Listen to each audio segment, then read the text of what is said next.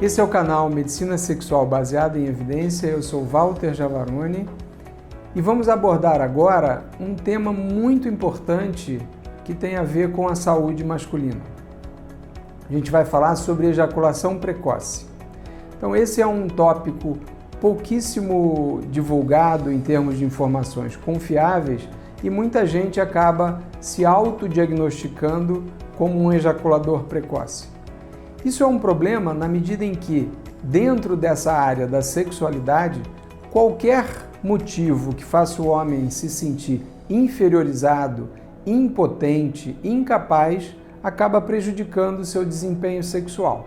Então, para a gente explicar um pouquinho, com bases científicas, essa questão do controle ejaculatório, é fundamental compreender que não há um botão específico ou algo pontual dentro do organismo do homem responsável pelo controle da ejaculação.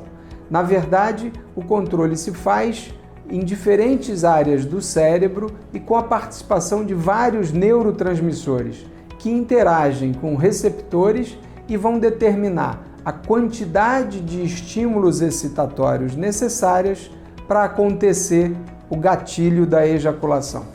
Então é algo bastante complexo, mas que a gente pode simplificar aqui de maneira didática, explicando como se fosse um apito de uma caldeira que vai soar quando essa caldeira tem uma temperatura que atinge um determinado valor.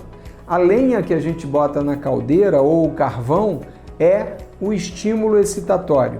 Então, quanto mais carvão a gente colocar na caldeira, mais rapidamente essa temperatura vai subir até atingir um limiar que vai fazer a caldeira apitar. Esse apito seria a ejaculação. Então, se o homem entender que a quantidade de carvão, de lenha na caldeira e a velocidade com que a temperatura vai aumentar para determinar o apito sonoro, depende da ansiedade, do nível emocional, as coisas ficam mais simples para a gente explicar.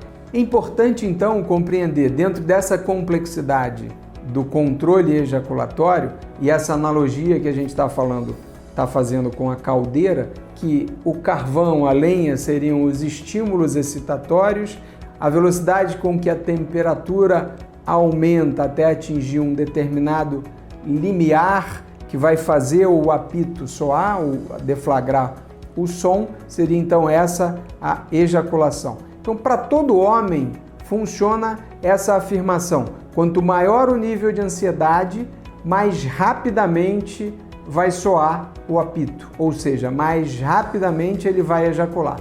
Mais ansioso, mais rápida será a ejaculação. Então, não é toda situação que faz o homem ejacular rápido que significa uma doença.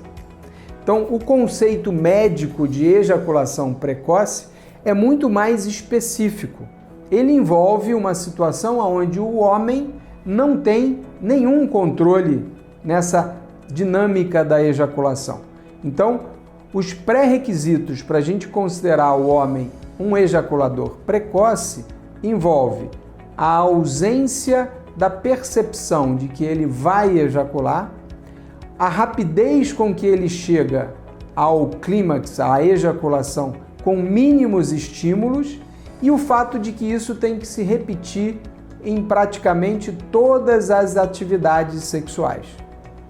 Então, fora desse tripé, dessas três condições, é possível que a gente esteja lidando apenas com uma situação ligada à ansiedade e principalmente ao início da vida sexual. Então esse é um detalhe importante para que as pessoas, especialmente os mais jovens, não se rotulem como ejaculadores precoces sem entender essa dinâmica. Então, no início da vida sexual, quando o homem começa a interagir com a parceira ou o parceiro, ele vai ter dificuldade de controlar a ejaculação, exatamente porque o nível de excitação é muito alto, ele ainda está se descobrindo em termos dessas interações dentro do cérebro e os neurotransmissores, então ele vai através do amadurecimento, melhorando o nível de controle. Tem algumas pessoas que, mesmo depois de várias experiências sexuais e já com algum grau de amadurecimento, continuam não conseguindo ter controle sobre a ejaculação. Quando esse controle passa a ser um problema, ou seja, o homem antevendo que vai ter atividade sexual, já começa a ficar inseguro e preocupado porque vai ejacular muito rapidamente, merece conversar com um profissional qualificado.